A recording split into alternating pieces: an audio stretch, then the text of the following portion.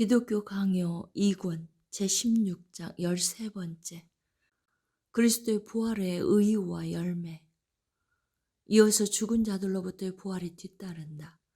그리스도의 십자가, 죽음, 장사에는 단지 연약함만이 드러나므로 이 모든 것을 뛰어넘어서야만 완전한 힘을 얻어 믿음이 회복된다.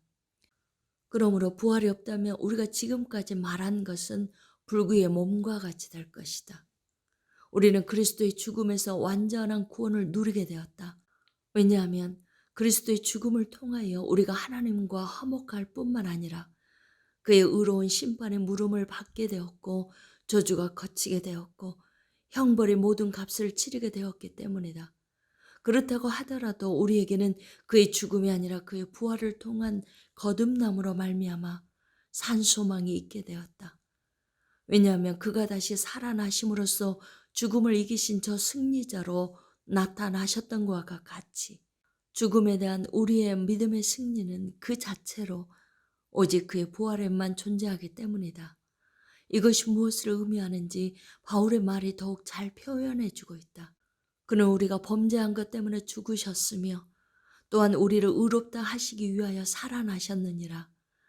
이는 마치 그의 죽음으로 말미암아 죄가 제거되었으며 부활로 말미암아 의가 다시 살아났으며 회복되었다라고 말하는 듯하다. 만약 그 자신이 죽음에 항복하셨다면 어떻게 그의 죽음으로써 우리를 죽음으로부터 자유롭게 하실 수 있었겠는가? 만약 그가 전쟁에서 패배하셨다면 어떻게 우리를 승리를 가져다 주실 수 있었겠는가?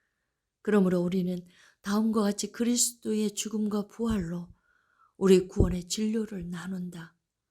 전자를 통해서 죄가 소멸되고 죽음이 사라졌으며 후자를 통해서 의가 회복되었으며 생명이 세워졌으므로 후자의 은총으로 말미암아 전자에 속한 고유한 능력과 효과가 우리에게 나타나게 된다.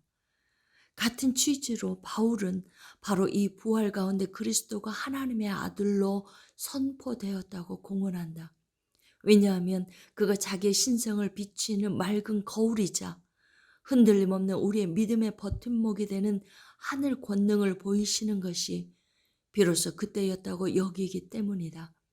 다른 곳에서 바울은 그가 육신의 약하심으로 고난을 받으셨으나 영의 능력으로 부활하셨다라고 가르친다. 같은 의미로 또 다른 곳에서는 완전함에 관하여 논하면서 내가 그와 그 부활의 권능을 알고자 하여 라고 전한 후 그 죽음과 하나가 됨이라고 덧붙인다. 베드로가 전하는 다음 말씀도 이에 아주 잘 부합한다. 하나님이 그를 죽은 자 가운데서 살리시고 그에게 영광을 주심으로써 우리의 믿음과 소망이 하나님께 있게 하셨느니라. 이 말씀은 그리스도의 죽음에 의지해서 지탱되는 믿음은 요동칠 수밖에 없다는 것이 아니라 우리를 믿음 아래에 보호하시는 하나님의 능력이 부활 그 자체의 최고로 드러난다는 것을 적시하고자 주어진 것이다. 이로부터 우리는 그리스도의 죽음만이 언급될 때에도 그 가운데 그의 부활에 속한 고유한 특성이 동시에 망라된다는 점을 매번 기억하도록 하자. 동일한 제유법에 또한 부활이라는 말에도 적용된다. 즉 죽음에 대한 언급 없이 부활만이 따로 다루어졌을 때에도 매번 우리는 죽음에 고유하게 존재하는 것을 함께 끌어들이도록 하자. 그러나 그가 다시 살아나심으로써 승리의 면류관을 얻으셔서 부활과 생명이 존재하게 되었으므로 만일 그리스도의 부활이 우리 마음에 새겨지지 않는다면 믿음이 폐하여지며 복음이 헛되고 거짓될 것이요 라고 바울은 온당하게 주장한다. 그가 다른 곳에서 저주의 공포에 맞서는 그리스도의 죽음을 자랑한 후 진정 죽으신 바로 그가 부활하셨으니 이제 그는 하나님 앞에서 우리를 위한 중보자로 나타나시는 자니라 라고 덧붙여 말하는 것은 이를 확증하기 위해서이다. 우리는 앞에서 우리가 우리의 육체를 죽이는 것이 그리스도의 십자가에 참여하는 데 달려있다고 설명했다. 그렇듯이 부활로부터도 그것에 걸맞은 또 다른 열매를 얻게 된다는 사실을 이제 이해해야 한다. 만일 우리가 그의 죽으심과 같은 모양으로 접붙임을 받았으며 또한 그의 부활에 참여하는 자들로서 새 생명 가운데 걷게 되리라 라고 사도는 말한다.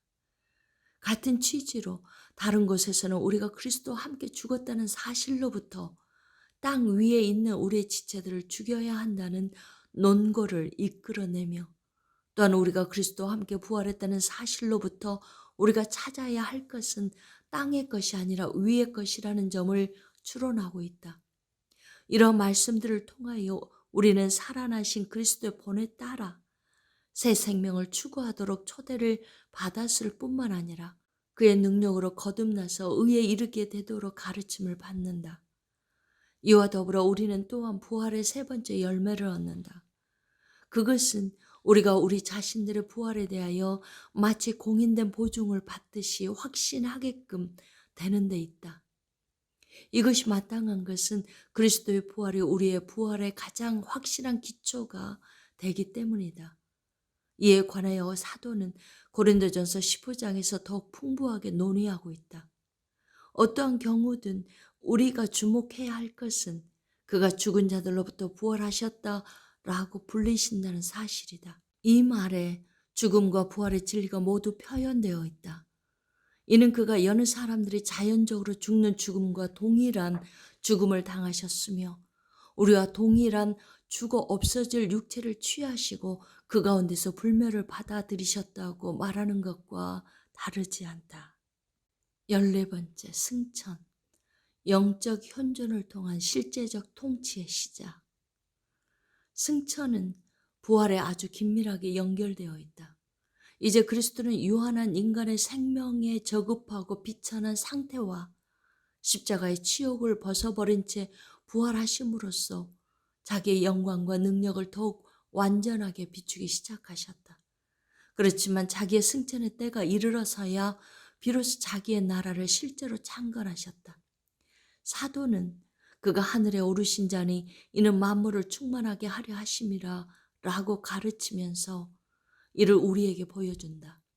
외견상 모순이 있어 보임에도 불구하고 사도는 여기 아름다운 일치가 있음을 일깨워준다. 왜냐하면 그리스도는 지상에 머무실 동안에는 천한 육체의 거처에 제한되었던 자기의 현존을 우리에게 더 유익한 것이 되게 하시려고 우리를 떠나셨기 때문이다. 그리하여 요한은 누구든지 목마르거든 내게로 와서 라는 저 유명한 초청에 대해 말하노. 예수께서 아직 영광을 받지 않으셨으므로 성령이 아직 성도들에게 주어지지 아니하였더라 라고 첨가한다. 또 주님 자신이 이를 제자들에게 입증하셨다. 내가 떠나가는 것이 너희에게 유익이라. 내가 떠나가지 아니하면 성령이 오시지 아니할 것이요. 주님은 자기의 육체적 부재에 대해 제자들을 위로하셨고 자기가 그들을 고아와 같이 내버려 두지 아니하실 것이라는 말씀과 자기가 볼 수는 없을지라도 더욱 잘 받아들일 수 있는 방식으로 그들에게 다시 오실 것이라는 말씀을 하셨다. 그때 그들은 더 확실한 경험을 통해서 그리스도가 지니신 권능과 그가 행하시는 권세가 성도들의 은총의 삶을 살아갈 뿐만 아니라 복된 죽음을 죽는 데 있어서도 충분하다는 가르침을 받았다. 진정 우리는 그리스도가 그때 자기의 영을 얼마나 더 많이 풍부하게 부어주셨는지, 그 자신의 나라가 얼마나 더 웅장하게 펼쳐졌는지, 자기의 백성을 도울 뿐만 아니라 원수를 물리치시기 위하여 얼마나 더 많은 권세를 높이 들어 사용하셨는지를 보게 된다. 그러므로 하늘로 들림을 받으신 그가 자기의 육체의 현존을 우리들 위로 드러내어 가신 것은 여전히 지상에서 나그네의 삶을 살아가고 있는 신자들과 더 이상 함께 계시지 않겠다는 뜻이 아니라 오히려 이와 같이 하심으로써 더욱 긴밀하게 현존하는 자기의 능력으로 하늘과 땅을 모두 다스리고자 하신 것이었다. 더욱이 그리스도는 자기의 이 승천으로 자기가 세상 끝까지 우리와 함께 있을 것이라는 약속을 성취하셨다. 자기의 몸이 모든 하늘 위로 들려진 것 같이 그의 능력과 작용은 하늘과 땅의 모든 경계를 넘어 퍼지고 확산되었다. 나는 이를 나의 말보다 아우구스티누스의 다음 말로 설명하기를 더 원한다.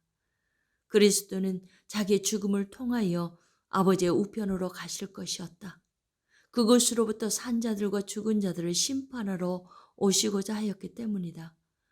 건전한 교리와 신앙의 규범에 따르면 육체적 현존 가운데 이 일이 있어야 할 것이었다. 왜냐하면 그는 승천 이후에 그들과 함께 영적 현존 가운데 계시고자 오실 것이었기 때문이다. 그는 또한 다른 곳에서 이를 더욱 풍부하고 명확하게 거론한다. 표현할 수 없고 보이지 않는 은혜를 따라서 그가 말씀하신 것이 성취되었다. 볼지어다 내가 세상 끝날까지 너희와 항상 함께 있으리라. 참으로 말씀이 취하신 육신에 따라 그가 동정녀에게서 나셨다는 사실에 따라 그가 유대인들에게 붙잡히시고 나무에 못 박혀 달리시고 십자가로부터 끌어내려지시고 천으로 쌓여지시고 무덤 속에 갇히시고 부활 가운데 나타나셨다는 사실에 따라 너희는 항상 나와 함께 있지 아니하리라 라는 말씀이 성취되었다. 왜 그러한가? 왜냐하면 그는 육체의 현존에 따라서 40일 동안 자기 제자들과 함께 교제하셨으며 그들을 동반하신 가운데 볼 수는 있으나 따를 수는 없게 하늘로 올라가셨기 때문이다. 그는 여기에 계시지 않는다. 왜냐하면 그곳에서 그는 아버지 우편에 앉아 계시기 때문이다. 동시에 그는 여기에 계신다. 왜냐하면 그의 어미의 현존이 떠나간 것은 아니기 때문이다. 그러므로 어미의 현존에 따라 우리는 항상 그리스도와 함께 있다. 반면에 육체의 현존에 따라 그렇지는 않으니 그러나 너희는 항상 나와 함께 있지 아니하리라 라고 제자들에게 하신 말씀이 옳았다. 왜냐하면 육체의 현존에 따라 교회는 며칠 동안 그와 함께 있었지만 이제 교회는 눈으로 그를 보지 않고 믿음으로만 그를 붙잡고 있기 때문이다. 15번째, 제위, 통치의 계속. 그리하여 곧 이어서 아버지의 우편에 함께 앉으셨다라는 고백이 뒤따른다. 굳이 여기서 한 비유를 든다면 왕들에게는 그들로부터 다스리고 통치하는 직무를 위탁받은 수하의 보좌인들이 있는 것과 같다. 그리스도는 그 안에서 높아지시고 그의 손을 통하여 다스리고자 원하시는 그의 아버지의 우편으로 받아들여지셨다고 일컬어진다. 이는 마치 그리스도가 하늘과 땅의 주권을 가지고 취임하셔서 자기에게 맡겨진 정사를 수행하는 자리로 뛰어드셨다고 말하는 것과 다르지 않다. 단 한 차례 뛰어드셨을 뿐만 아니라 심판을 위하여 내려오실 때까지 그는 그 자리에 줄곧 머무실 것이다. 왜냐하면 사도는 다음과 같이 말할 때 이를 같은 맥락에서 설명하고 있기 때문이다. 아버지는 그를 자기 오른편에 앉히사 모든 통치와 권세와 능력과 주권과 이 세상뿐 아니라 오는 세상에 일컫는 모든 이름 위에 뛰어나게 하시고 만물을 그의 발 아래에 두셨으며 그를 만물 위에 교회의 머리로 삼으셨느니라.